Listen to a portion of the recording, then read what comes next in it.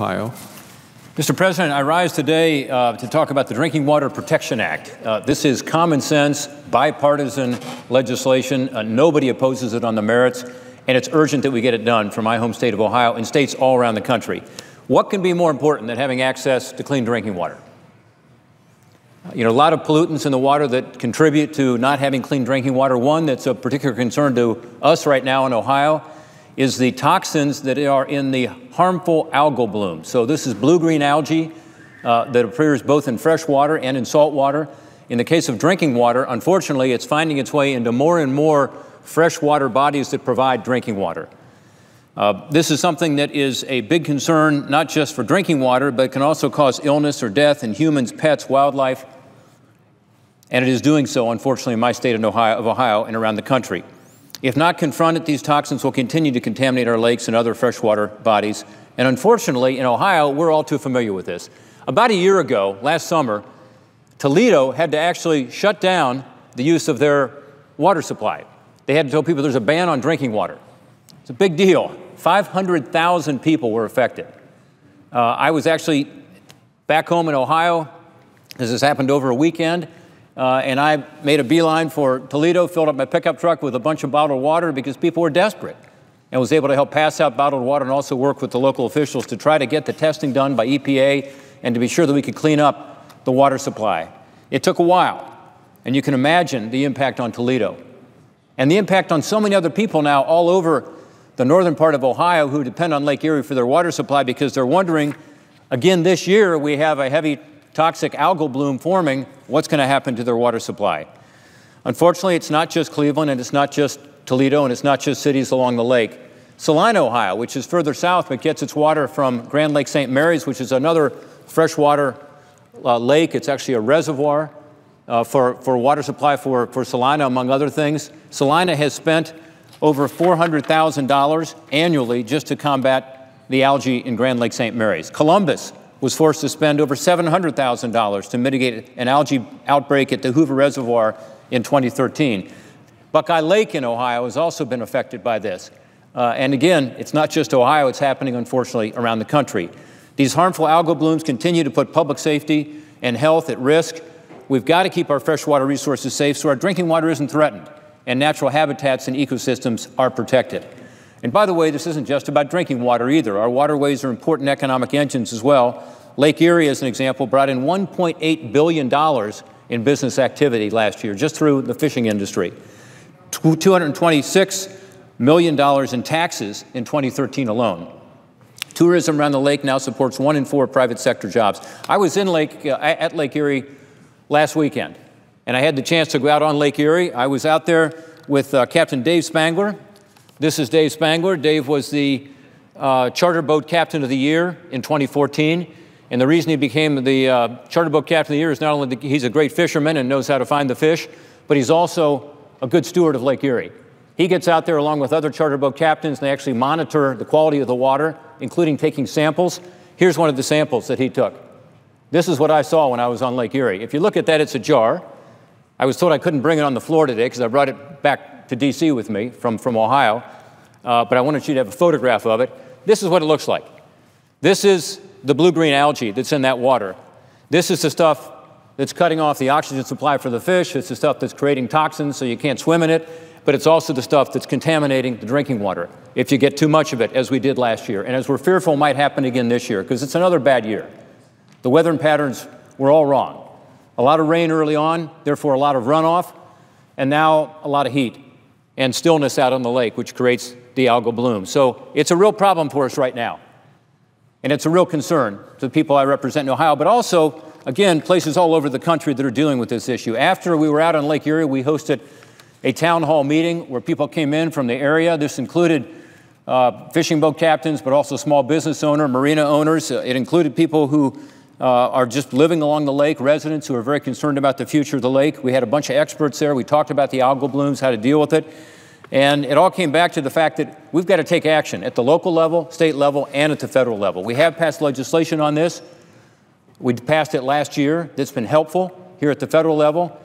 But we've come up with a new bill that's really going to help to be able to deal with this issue by forcing the federal departments and agencies to work better together to come up with a report on how to better monitor what's happening, how to ensure that we have a strategic plan that actually identifies the human health risks from contaminated algal toxins, recommends feasible treatment options, including procedures on how to prevent algal toxins from reaching these local water supplies in the first place, and of course to mitigate adverse public health effects of algal toxins.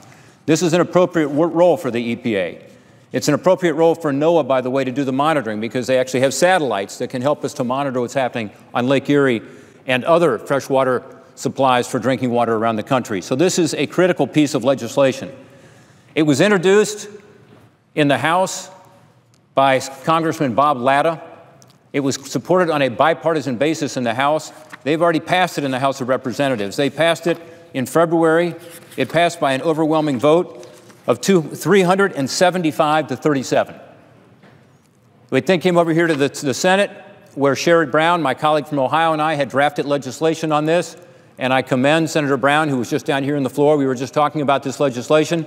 Our legislation, we not only put into the process, we put it into the process here to begin the process of getting it cleared by Democrats and Republicans back in March. So for 4.5 months, we've been trying to clear this legislation.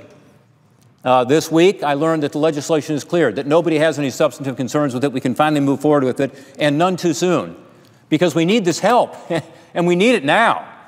And the people who live along the lake and the people that live and get drinking water from these reservoirs and other lakes I talked about, they are worried for some very good reasons. By the way, they're closing down beaches in my area because of this. There are pets and people who are seeing negative health effects from it. We need to get EPA more engaged and involved. We have a bipartisan way to do that. Again, it passed the House by an overwhelming 373 to 37 vote. So I'm hopeful we can get this legislation passed tonight by voice vote. We need to do everything we can to bring the federal resources together, along with state and local government and local conservation groups, to combat this threat. This is something, again, that is a non-brainer, a no-brainer, as they say. I mean, it's one that everybody supports. It's one that is an urgent matter for us in Ohio.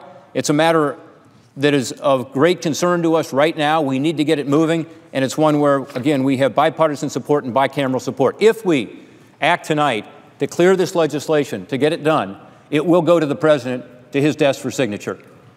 And of course, the president will sign it. Why? Because it's good, common sense, bipartisan legislation that engages the EPA in an appropriate role to ensure that we can deal with these harmful algal blooms before they cause more damage and before we have another huge drinking crisis as we had last summer in Toledo, Ohio. So tonight, I'm going to ask my colleagues to pass this legislation. I'm going to ask that there be a voice vote on it. I would hope that this would go smoothly and we can get this done. And again, for 4.5 months, we've had this out there. Everybody's had a chance to look at it. There are no substantive concerns with it.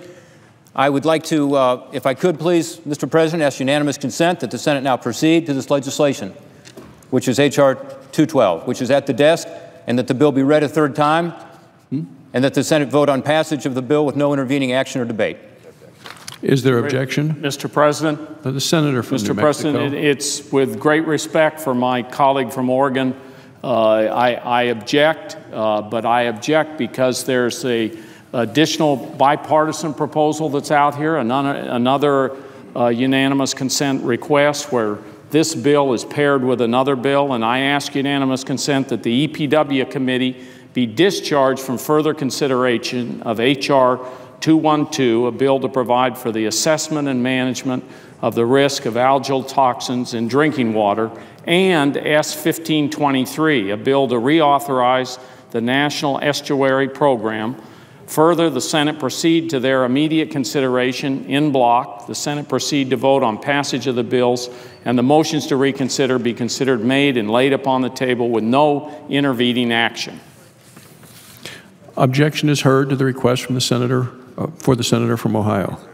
Is there objection to the question by the senator from New Mexico? Yeah, reserving the right to object. I don't know what you're talking about, to be honest. You are my friend and colleague, by the way, from Ohio, not Oregon. And we just talked about the importance of this bill to Ohio, but it's also important, I'm sure, to Oregon and to your state of New Mexico and other states all around this country. There is no paired bill with this. I'm talking about a bill that has been out here for 4.5 months. It has been cleared. There are no substantive concerns. My understanding is you're talking about a bill that is not out here because it's in committee still. It hasn't even come out of committee. It is not a House bill. In other words, it hasn't been passed in the House. It's not going to go to the president's desk for his signature. I would be shocked if my colleagues on this side of the aisle were saying they're going to block this common sense bipartisan bill that Senator Sherrod Brown and I have worked steadfastly on with both sides of the Capitol to get this done tonight on an urgent basis because we have to get it done. Ours has been out here for 4.5 months. We first heard about yours, I'm told, 45 minutes ago. 45 minutes versus 4.5 months. So look, if you want to block this for other reasons, you ought to say so. But if you're blocking it because there's some pairing, there is no pairing. Maybe you're trying to pair it with something that's still in committee. But let's get this done. This is not a difficult issue. This is one where we have total agreement. There's no substantive concern. And I would urge my colleague to allow us to get this done tonight. And then I am happy to work on this other bill, whatever it is. Of course, we don't know because we were just told about it 45 minutes ago. In fact, I've already directed to staff, because I just heard about it as I came up here, go ahead and run the hotline on the other bill. So they have already done that. And we'll see what comes back. I know what's going to come back, which is people are going to say, probably on both sides of the aisle, we haven't had a chance to look at this. It hasn't been out here for 4.5 months as ours has. It's been out here for a couple minutes because I just asked them to do it a couple minutes ago because that's when we heard about it. So I can't believe that we're going to block this tonight in order to say that we have to move something that's in committee, has not been passed by the House, would not go to the president for signature, has not been through any process here as this has been. And I would urge my colleague and my friend to withdraw his objection. Mr. President? Is there objection? To the senator from Ohio, is there objection? Yeah. Objection has been heard. Mr. President? The senator from New Mexico. Mr. President, just to clarify here, the bill that's being paired with is S-1523. It's a bipartisan bill in the same committee. The proposal to pair them has come from the committee chairman, Chairman Inhofe. And so that's the reason for the pairing. They're both sitting in the EPW committee. The chairman believes that this is the way to proceed. And that's the state of play as it is right now. And I say that with all due respect to my colleague from Ohio. Will the gentleman yield? The senator from Ohio. Well, I find it very strange that Senator Inhofe has somehow objected since he has signed off on this. It's been totally cleared. This has been cleared to have a voice vote and to have it done, and to have it done tonight. There is no objection from Senator Inhofe. He has cleared it. So I would check your sources on that, and I would just say I'm really disappointed that this legislation that makes so much sense, that's needed right now in my home state of Ohio, is being blocked. And I don't know why it's being blocked. I assume there are some reasons that aren't being discussed tonight, but this is very disappointing to me. We're going to try this again on Monday. We're going to try it again on Tuesday. We're going to try it again on Wednesday. And I would urge my colleagues on the other side of the aisle to please allow us to get this done, allow us to provide some relief right now. If you were up there with me at Lake Erie talking to these people, talking to the folks who had to go through this water crisis last summer, who are worried about what's going to happen this summer, who are told they can't use the beaches, the fishing captains who are worried about their business, the small businesses, the marinas, the folks who are worried about allowing their pets to go walk along the lake and to drink the water, I think you'd feel differently about it. Let's get this done. This is not an example of something that should require some sort of partisan exercise here. Let's do this in a nonpartisan way. Senator Sherrod Brown and I have been working on this. We've had it out here for 4.5 months. I'm disappointed we can't move it tonight, very disappointed, but I'll be very hopeful that we can move it on Monday or Tuesday. We're going to keep trying, Mr. President, and I urge my colleagues to support it.